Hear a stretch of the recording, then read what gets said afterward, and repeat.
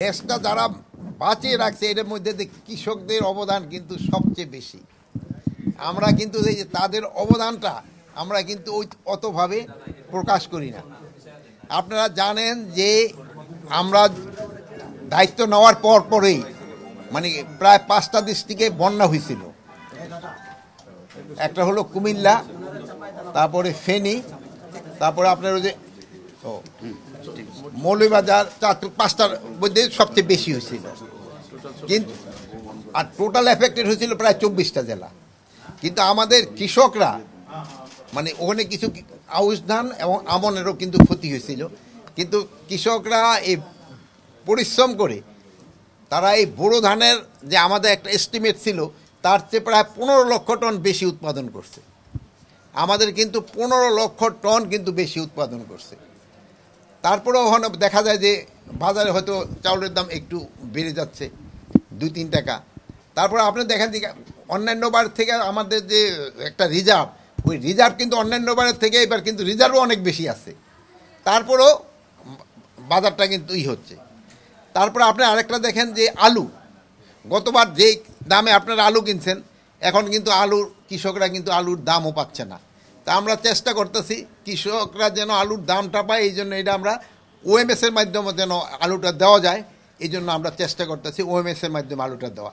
যেহেতু যদি কৃষক তার দাম না পায় নেক্সটবার কিন্তু তারা এই উৎপাদনের দিকে যাবে না। এই জন্য আপনারা চেষ্টা করতে হবে যে কৃষক যেন তার ন্যায্য দামটা পায়। এবং পেঁয়াজের ক্ষেত্রে আপনারা দেখছেন গতবারে যে পরিমাণ পেঁয়াজের দাম ছিল এবার কিন্তু কৃষক পেঁয়াজ উৎপাদন অনেক বেশি করছে। পেঁয়াজ উৎপাদন বেশি করা এবার কিন্তু পেঁয়াজ আমদানি কিন্তু না করেও কিন্তু বাজারটা মোটামুটি স্টেবল আছে। এটি কিন্তু এইগুলি কিন্তু কৃষকেরই কিন্তু অবদান। হ্যাঁ, আর প্লাস আমরা এই যে এইটা পেঁয়াজটা প্রিজার্ভ করার জন্য আমরা এই 8000 এয়ার ফ্লো দেওয়া হয়েছে, যেহেতু কৃষক যেন তার এই পেঁয়াজটা তার বাড়িতেই সংরক্ষণ করতে পারে। এখন জানেন যে আমাদের কিন্তু পেঁয়াজের ওরকম কোনো ওই হিমাগার নাই। প্লাস আমরা এই যে সবজি কালেন্ডার দেখছেন শীতের সময় আপনারা দেখেন যে সবজির দাম অনেক সময় অনেক কমে যায়, যেমন মূলা, তারপরে এই যে ফুলকপি, এগুলির দাম টমেটোর দাম অনেক কমে যায়। আবার এই শীতের সিজনটা যাওয়ার পরেই যে সামার চলে আসে, এইটার ভিতরে একটা ট্রানজিট পিরিয়ড থাকে প্রায় 1-1.5 মাসের মধ্যে, যেহেতু শীতের থেকে অন্য সবজিটা আসার জন্য এই সময় কিন্তু আবার সবজির দামটা অনেক সময় বেড়ে যায়। একটা হলো যে সময় দামটা কমে যাচ্ছে কৃষক কিন্তু দাম পাচ্ছে না, আবার যে সময় দামটা বেড়ে যাচ্ছে সেই সময় কিন্তু তার ওই ফলটা। এই জন্য আমরা কিন্তু ওই যে 100 মিনি কোল্ড স্টোরেজ এইবার আমরা স্থাপন করার আছে। হয়তো আমরা এই মানে নেক্সট মৌসুমের আগে আমরা হয়তো এটাকে কমপ্লিট করতে পারবো। এটা হলে মানে এইবার তো প্রথম, হয়তো এই পরে এই সংখ্যাগুলি আস্তে আস্তে আরও বাড়তে থাকবে, একবারে তো আর করা যাবে না সব।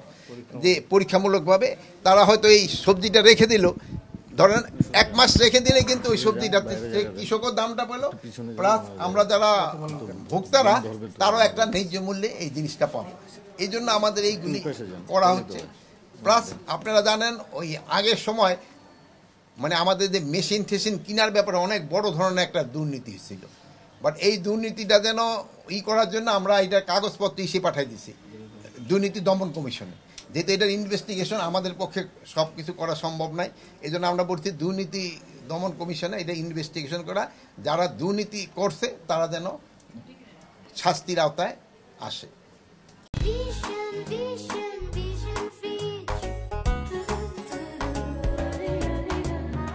আমাদের দেশে ধরেন যে ডিএপি যে সারটা আছে আর যে যে ইউরিয়া, যেমন ইউরিয়া সারটা 20%, ওই যে ডিএপি সারের ভিতর কিন্তু ইউরিয়া 20% থাকে।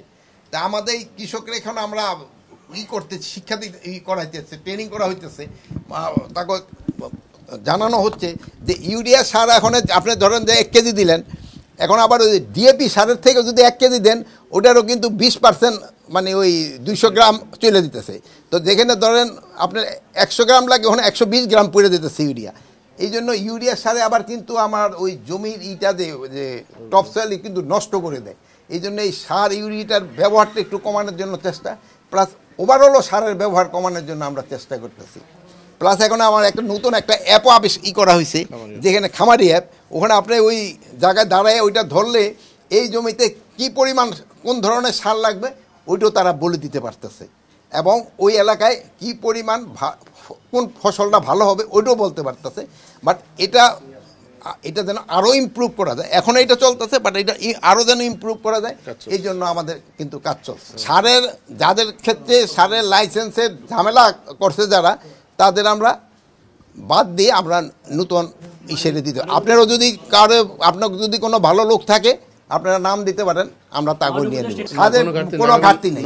আপনাদের ক্ষেত্রে একটা সব কথা, আমরা যেসব দায়িত্ব নেওয়ার পরে মানে অনেক সার আমদানি করা হয়েছিল যেটার পেমেন্ট করা হয় নাই, এই জন্য আমরা এরকমও ফেস করছি যে ওই জায়গা থেকে লোড করা বন্ধ করছে, ইভেন দেখা গেছে যে চিটাগাং আনলোড করছে কিছু, আবার মংলা গিয়ে আবার আনলোড করে নাই, বলে পেমেন্ট করা, কিন্তু আল্লাহ দিলে আমরা এখন এই কেউ আমাদের কাছে কোনো বিদেশে কোনো টাকা পাবে না। আগামী নভেম্বর পর্যন্ত আমাদের যে আছে সারের কোনো রকমের সংকট হবে না।